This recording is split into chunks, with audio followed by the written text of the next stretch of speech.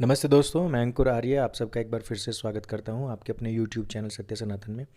एक 16 साल का बच्चा जिसका नाम सलाहुद्दीन चौधरी था, उस बच्चे ने 16 साल की उम्र में यानी कि तकरीबन अब से 1.5 साल पहले जब तकरीबन हमारा यह चैनल सत्य सनातन स्टार्ट हुआ था, उस टाइम पर इस्लाम को छोड़ करके आर्यत्व को अपनाया और वो सनातन वैदिक धर्मी बन चुका है। उससे मेरी काफ़ी सारी बातें हुई। उस बच्चे का एक प्रश्न था कि हिंदू समाज में जो नवरात्रे मनाए जाते हैं उनके पीछे का रीज़न क्या है, और जो मूर्ति पूजा होती है और जो मूर्तियाँ बनाई गई हैं जिस तरीके से जिस हिसाब से उनके पीछे का सोच क्या है, विचार क्या है, उसके ऊपर आप ज़रूर बताएं। इस पूरे के पूरे ऑडियो क्लिप में आप सुनेंगे कि जो मेरे विचार हैं, जिस तरीके से मैं सोचता हूँ एक मूर्ति के विषय में और मूर्ति पूजकों के विषय में, उसको आप प्लीज़ ध्यान से सुने। एक बच्चे की जिज्ञासा भी थी और बहुत सारे लोगों की भी जिज्ञासा है कि इसके पीछे का जो सोच रही होगी उस टाइम की, उसको अवश्य बताएं। ये वीडियो सुनिए, अच्छा लगे तो इसको सबके साथ में शेयर अवश्य करें, इस चैनल को सब्सक्राइब करें। यह आपका अपना चैनल है। मेरे संग बोली सत्य सनातन वैदिक धर्म की जय।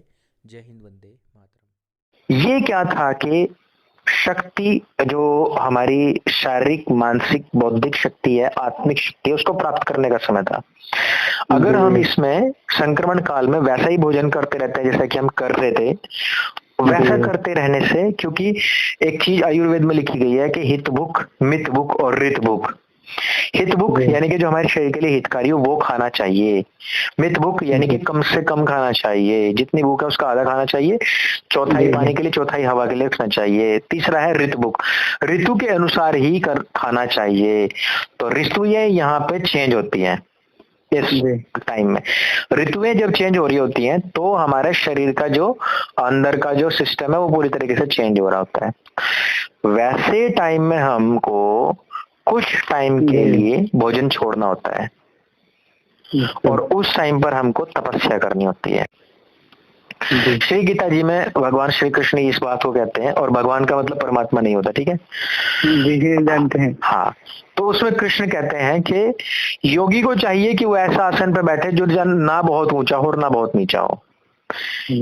वो उसका भोजन ऐसा होना चाहिए कि ना वो बहुत ज्यादा हो और ना बहुत कम हो, ठीक है। वैसे टाइम में मतलब उसकी 3-4 चीजें बता के वो कहते हैं कि ध्यान करना चाहिए, ध्यान लगाना चाहिए।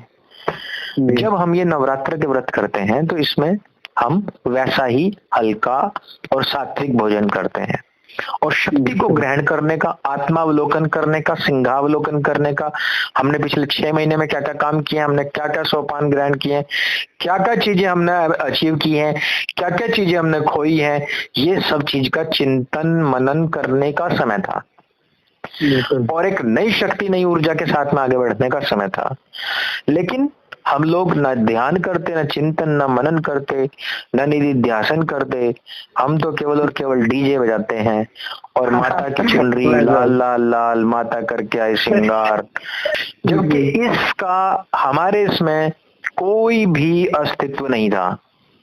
देखो, ऐसा मैं मानता हूँ सलाउद्दीन के जब कुछ काल ऐसा, परिस्थितियां ऐसी आती हैं, इन्वेडर्स आते हैं जिनकी वजह से हमारा धर्म यदि नष्ट हो रहा है, तो धार्मिक लोगों ने इनको ना कोड बना दिया है, कोडिंग कर दिया उसकी।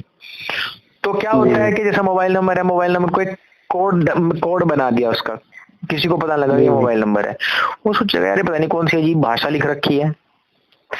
लेकिन एक टाइम आता है जब हम उस कोड को फिर डिकोड करके वापस मोबाइल नंबर बना लेते हैं और फिर हमारा काम चल जाता है। हुआ क्या कि उस संक्रमण काल में जब ये मुगल काल आया, कोडिंग तो हुई, बट वो जब चले गए तो हमने डिकोडिंग नहीं की। हमने डिकोडिंग नहीं की तो यही हमारी समस्या हुई। आप विष्णु का एक चित्र देखो, उसके 4 हाथ हैं, उसके 4 हाथ में से एक में है शंख, एक में चक्र, एक में गदा, एक में पद्म यानी कि कमल। ये फोटो है। अब हमारे जितने पौराणिक हिंदू भाई ये क्या कर रहे हैं, ये इसकी आरती उतार रहे हैं, ठीक है। सत्यनारायण कह रहे हैं उसको, और एक आरती कर रहे हैं, और उसकी एक कथा जो है, उस कथा में कथा का कोई मतलब नहीं है, कहीं से कहीं तक नहीं बताओ कथा कौन सी है। सत्यनारायण की कथा सलाहुद्दीन तुमने सुनी है? सत्यनारायण की कथा? हाँ नहीं उतनी हाँ, तुमने नहीं सुनी होगी, तुम तो खैर छोटे छोटे जो हिंदू बच्चे होते हैं उन्होंने सुनी होती है। मैं बताता हूँ क्या कहानी है, मैं बताता हूँ, शॉर्ट में बताता हूँ। कहानी यहाँ से शुरू होती है। एक बार की बात है, नैमिषारण्य नामक स्थान पर एक लकड़हारा रहता था। वो बहुत गरीब था, उसकी गरीबत दूर नहीं हो रही थी। एक दिन क्या हुआ कि एक संत उसके पास में और उन्होंने कहा कि सत्यनारायण की कथा करो, तुम्हारे सब दुख दूर हो जाएंगे। वो उस लकड़हारा बाजार गया और उसने जितनी लकड़ियां थी बेची और सामान लेकर अपने घर, और उसने सत्यनारायण की कथा की। और उस सत्यनारायण की कथा करने के बाद में उसके सब दुख दूर हो गए। इसी प्रकार से एक कलावती थी, एक उसकी माँ थी, वो लीलावती थी, और उन्होंने भी सत्यनारायण की कथा की और वो भी धन धान्य से परिपूर्ण हो गए। एक बार भगवान उनकी, सत्यनारायण जी उनकी परीक्षा लेने के लिए आए कि लाओ कुछ दान दो। उन्होंने नहीं दिया तो वे मूर्छित होकर गिर पड़े, बेहोश हो गए। और उसकी जो घरवाली थी वो कथा कर रही थी, वो प्रसाद छोड़ के चली आई, वो भी बेहोश हो गई। फिर वो अपने घर गए, माफी मांग ली उन्होंने, फिर कथा की, फिर सुख संपन्न हो गया। अब एक कथा कहाँ थी, वो कथा कौन सी करी थी जिसको करने के बाद सुख संपत्ति आई? बिल्कुल वो कथा नहीं बता रहे हैं। और हिंदू समाज, पौराणिक समाज आज भी वही कथा कर रहा है कि घी खाने से हमको शक्ति मिलती है, बल मिलता है, और इस ये कहने से भी बल मिलता है। बट घी कहाँ है? मतलब घी का तो पता ही नहीं है, तो शक्ति कहां से मिलेगी जब तक आपने घी नहीं खाओगे? बट हिंदू समाज को खुद नहीं पता कि वो सवेरे से लेकर शाम तक क्या कर रहा है। पौराणिक समाज को खुद नहीं पता कि कितने बड़े अंधेरे में है। आप विष्णु की फोटो को देखो, वो मैं उसकी कोडिंग की डिकोडिंग करता हूँ। विष्णु की जो फोटो देखते हैं हम, चार हाथ है, तो चार हाथ में समय दिखाई देता है। पहले हाथ में शंख है, चक्र, पद्म और गदा। देखो एक मनुष्य को कैसा होना चाहिए। मनुष्य के एक हाथ में शंख होना चाहिए, अर्थात कोई भी मनुष्य ऐसा ना मरे कि वो समाज को जागरूक ना कर सके, जागृति ना ला सके, शंखनाद ना कर सके। मनुष्य का कार्य है कि वो अपने समाज के प्रति जागरूकता लाए, शंखनाद करे, सभी आसुरी शक्तियों को परास्त करने का उसमें दमखम होना चाहिए, तब जाकर के वो किसी कार्य को कर सकता है। यदि वो वैश्य यानी कि बिजनेसमैन है तो वो अब पद्म क्या होता है? कमल होता है जो कीचड़ में भी खिल जाता है। और पद्म जो होता है वो ऐसा होता है कि उसके ऊपर आप पानी डालो तो पानी उससे मिलता नहीं है, उसके ऊपर तैरता रहता है पारे की तरह, पर वो उसको भिगो नहीं सकता। तो मनुष्य को क्या होना चाहिए? परिस्थितियां कितनी भी विपरीत क्यों ना हो, परिस्थितियां कितनी भी विपरीत क्यों ना हो, लेकिन आप उसमें से भी एक खूबसूरत जीवन निकाल सकते हैं। परिस्थितियां कैसी भी हो सकती हैं। कमल कभी भी हीरों के और अमृत के तालाब में नहीं खिलता, कीचड़ में खिलता है। विष्णु की फोटो ये बता रही है, हे मनुष्य, तो किसी भी परिस्थिति में क्यों ना हो, लेकिन तुझे खूबसूरती बिखेरनी है। दूसरी चीज, उस मलिनता से तुझे दूर रहना है। रहेगा उसी समाज में, उसी घर में, लेकिन उनकी बुराइयों से सर्वथा दूर रहेगा, उनसे अस्पर्श रहेगा, उनसे अछूता रहेगा।